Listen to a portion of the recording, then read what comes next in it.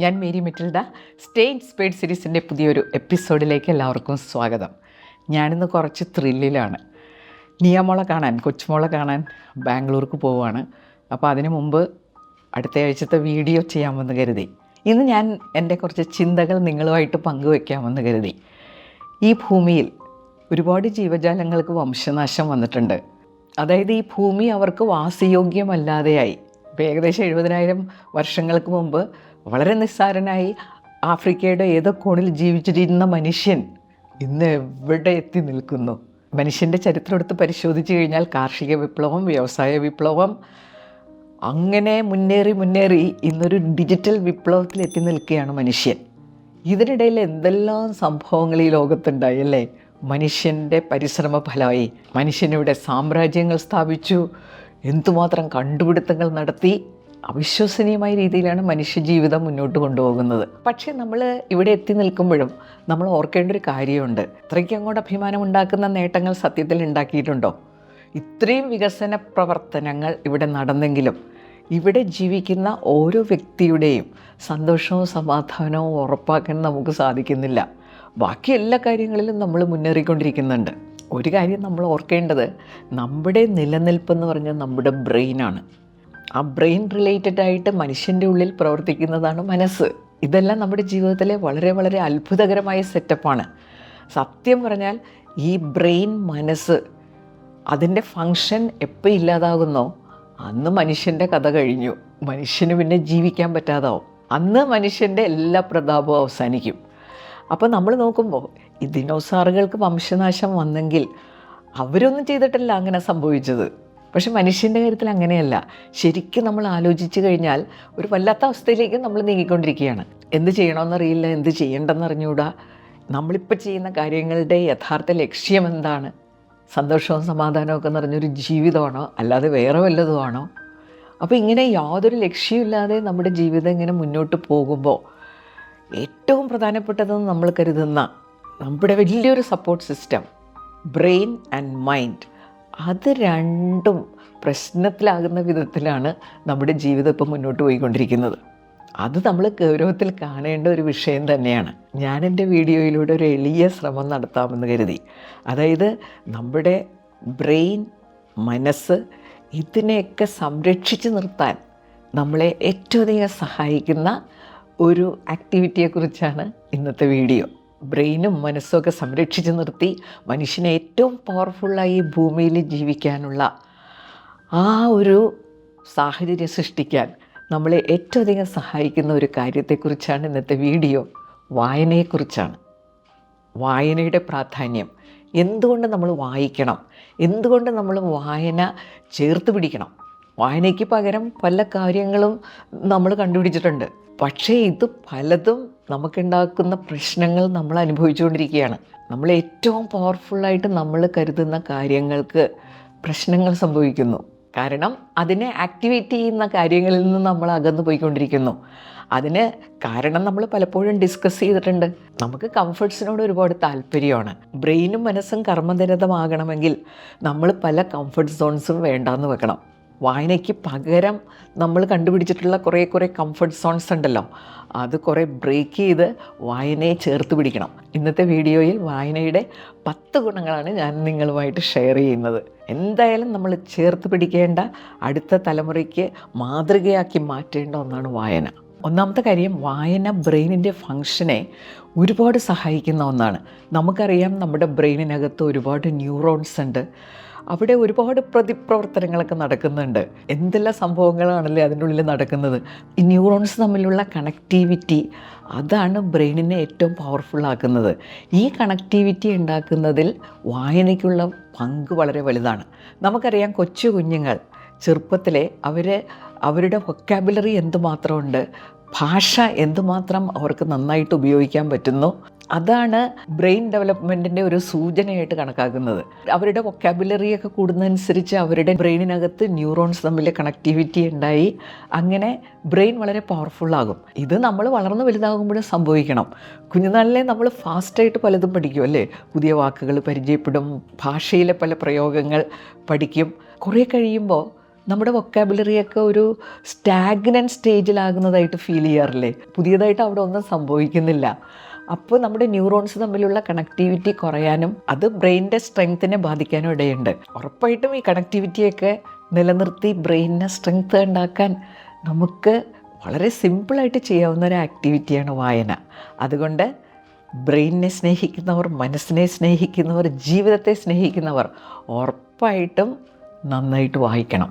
രണ്ടാമത്തെ കാര്യം, ഇന്നത്തെ കാലത്ത് പൊതുവേ ആളുകൾ അല്ലെങ്കിൽ സീനിയർ സിറ്റിസൺസ് ഒക്കെ പ്രത്യേകിച്ച് നേരിടുന്ന ഒരവസ്ഥയാണ് ഒറ്റപ്പെടൽ. എല്ലാവരും വളരെ സങ്കടത്തോടുകൂടി പറയാറുണ്ട്, വീട്ടിലാരുമില്ല, മക്കളൊക്കെ വേറെ വേറെ സ്ഥലങ്ങളിലാണ്. ഒറ്റപ്പെടുക എന്ന് പറഞ്ഞാൽ നമ്മുടെ കൂടെ ഒരാളില്ല. നമുക്കെപ്പോഴും ധൈര്യമായിട്ട് നമ്മുടെ കൂടെ നിർത്താവുന്ന, വിശ്വസിക്കാൻ കൊള്ളാവുന്ന ഏറ്റവും ഉത്തമ സുഹൃത്താണ് പുസ്തകം.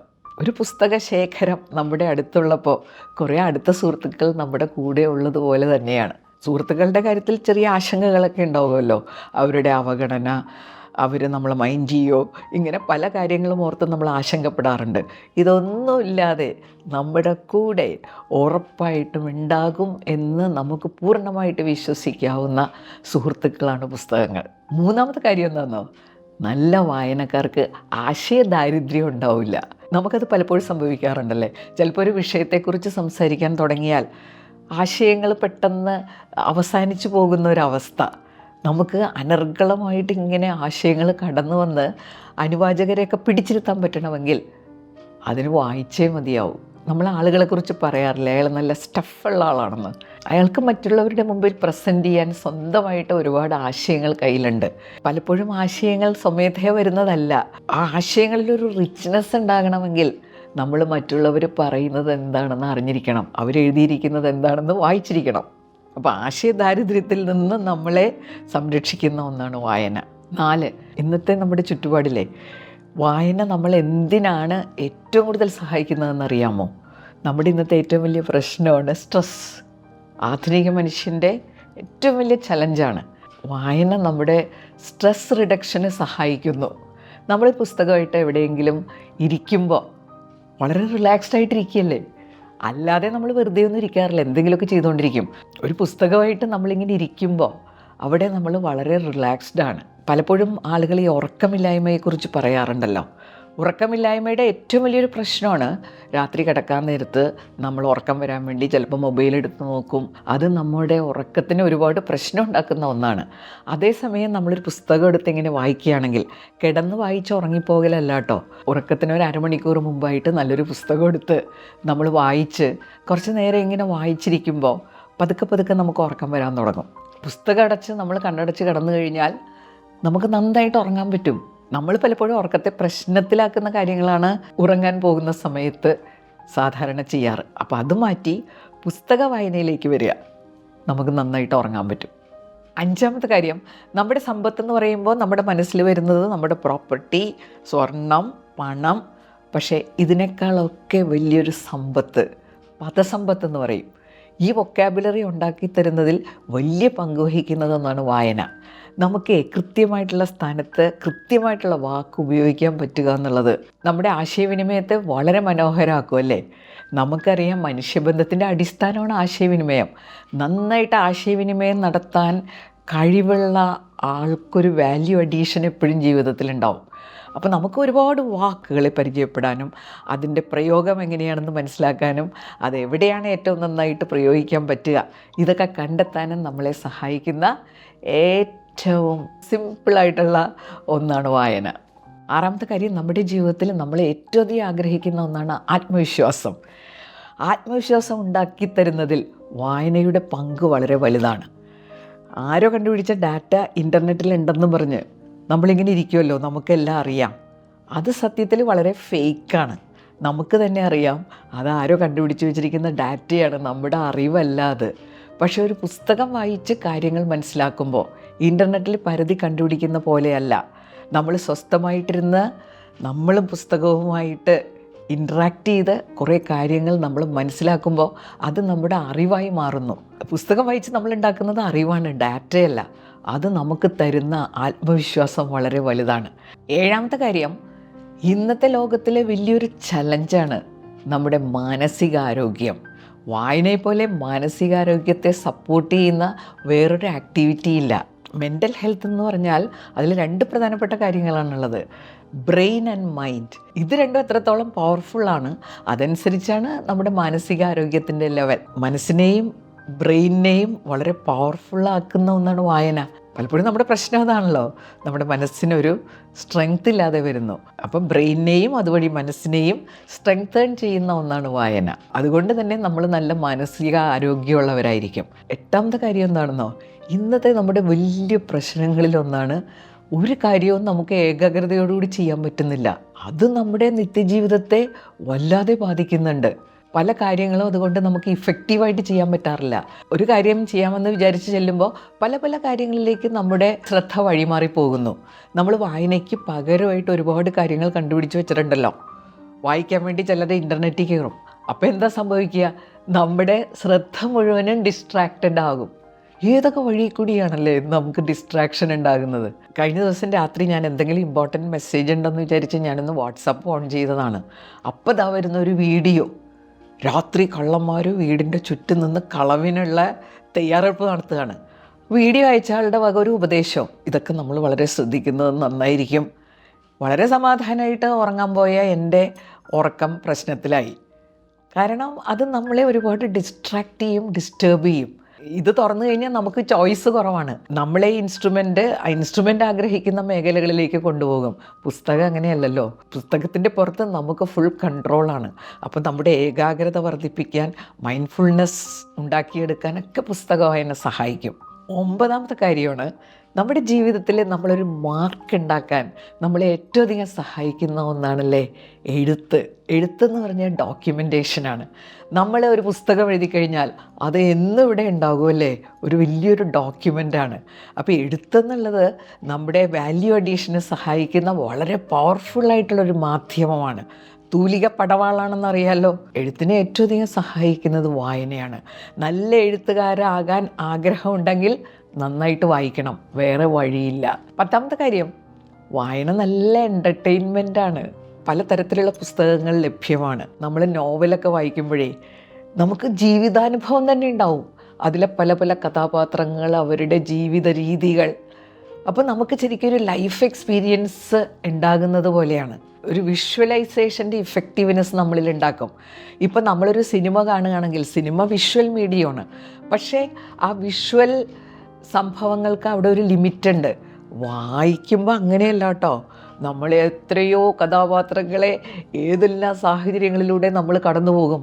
അവിടെ അതിനൊരു ലിമിറ്റില്ല. ക്ലാസിക് ഗ്രന്ഥങ്ങളുണ്ട്, നമ്മളെന്തായാലും ഉറപ്പായിട്ടും വായിച്ചിരിക്കേണ്ട ചില പുസ്തകങ്ങൾ. നമ്മൾ പഠിക്കുന്ന സമയത്ത് കുറച്ച് പുസ്തകങ്ങളെ പരിചയപ്പെട്ടിട്ടുണ്ട്. അത്തരം പുസ്തകങ്ങൾ വായിക്കുമ്പോൾ നമ്മൾ എന്തെല്ലാം അനുഭവങ്ങളിലൂടെയാണല്ലേ കടന്നു പോകുന്നത്. ഇത്രയും വലിയൊരു വായനാനുഭവവും എൻ്റർടൈൻമെൻറ്റും നമുക്ക് വലിയ ചിലവില്ലാതെ ഉണ്ടാക്കിത്തരുന്നതാണ് പുസ്തകങ്ങൾ. ഇപ്പം നമ്മൾ യാത്ര ചെയ്ത് അനുഭവം ഉണ്ടാക്കുന്നു. എൻ്റർടൈൻമെൻറ്റിന് വേണ്ടി ടിക്കറ്റ് എടുത്ത് പോയി നമ്മൾ കുറേ സമയം സന്തോഷിക്കുന്നു. ഇതൊക്കെ പലപ്പോഴും നല്ല ചിലവുള്ള കാര്യങ്ങളാണ്. ഞാൻ സന്തോഷ് കുളങ്ങരയുടെ ഒരു വീഡിയോ കണ്ടിരുന്നു. അപ്പോൾ അദ്ദേഹം യാത്ര ചെയ്യുന്നതിനെക്കുറിച്ച് ഇങ്ങനെ എഴുതിയിരിക്കുകയാണ്. അപ്പോൾ അതിൻ്റെ താഴെ ചിലരൊക്കെ കമൻറ്റ് ചെയ്തിരിക്കുന്നത് കണ്ടു, യാത്ര ചെയ്യാൻ പൈസ നിങ്ങൾ തരുമോയെന്ന്. അത് പണച്ചെലവുള്ള കാര്യങ്ങളാണ്. പക്ഷെ നല്ലൊരു സഞ്ചാര സാഹിത്യകൃതി വായിച്ചു കഴിഞ്ഞാൽ ആ യാത്ര ചെയ്യുന്നത് പോലെ നമുക്കൊരു വായനാനുഭവം ഉണ്ടായെന്ന് വരാം. വലിയ ചിലവൊന്നുമില്ലാതെ ഒരു എൻ്റർടൈൻമെൻറ്റ് നമുക്ക് ഉണ്ടാക്കിത്തരുന്ന ഒന്നാണ് വായന. എനിക്ക് നിങ്ങളോട് പറയാനുള്ളത്, ഒരിക്കലും വായനയ്ക്ക് പകരമായിട്ട് സോഷ്യൽ മീഡിയയെ കാണരുത് കേട്ടോ. ഇത് കാണുന്നവർക്ക് വായിക്കാൻ തോന്നണം. വായിക്കാനൊരു പ്രചോദനമായിട്ട് ഈ വീഡിയോ മാറണം. വായനയെ നമ്മൾ ചേർത്ത് പിടിക്കുമ്പോൾ നമുക്കൊരുപാട് ഗുണങ്ങൾ കിട്ടുന്നതോടൊപ്പം അടുത്ത തലമുറയ്ക്ക് നമ്മൾ വലിയൊരു മാതൃകയായി മാറുന്നു. നമുക്ക് വലിയ സംഭവമായിട്ട് ഈ ഭൂമിയിൽ ജീവിക്കണ്ടേ. അപ്പോൾ അതിനുള്ള ഒരു സപ്പോർട്ട് സിസ്റ്റം നിലനിർത്താൻ വായന കൂടിയേ തീരൂ. ഉറപ്പായിട്ട് എല്ലാ ദിവസവും കുറച്ച് സമയമെങ്കിലും വായിച്ചിരിക്കണം. പലതരത്തിലുള്ള പുസ്തകങ്ങൾ ലഭ്യമാണ്. നമുക്ക് നമ്മുടെ താല്പര്യം അനുസരിച്ച് പുസ്തകങ്ങൾ ചൂസ് ചെയ്യാം. അപ്പോൾ ഇന്ന് തന്നെ തുടങ്ങാം അല്ലേ. പ്രത്യേകിച്ച് സീനിയേഴ്സ് പതിവായിട്ട് വായിക്കണം. നമുക്ക് എന്തായാലും പ്രശ്നം ഉണ്ടാകാനിടയുള്ളൊരു ഏരിയയാണ് നമ്മുടെ മനസ്സും ബ്രെയിനും എല്ലാം. അതിനെ പവർഫുള്ളായിട്ട് സൂക്ഷിക്കാൻ തീർച്ചയായിട്ടും വായന നമ്മെ സഹായിക്കും. നിങ്ങൾക്ക് ഈ വീഡിയോ പ്രയോജനപ്പെട്ടെന്ന് കരുതുന്നു. അടുത്ത ആഴ്ച പുതിയൊരു വീഡിയോയുമായിട്ട് നമുക്ക് വീണ്ടും കാണാം. താങ്ക്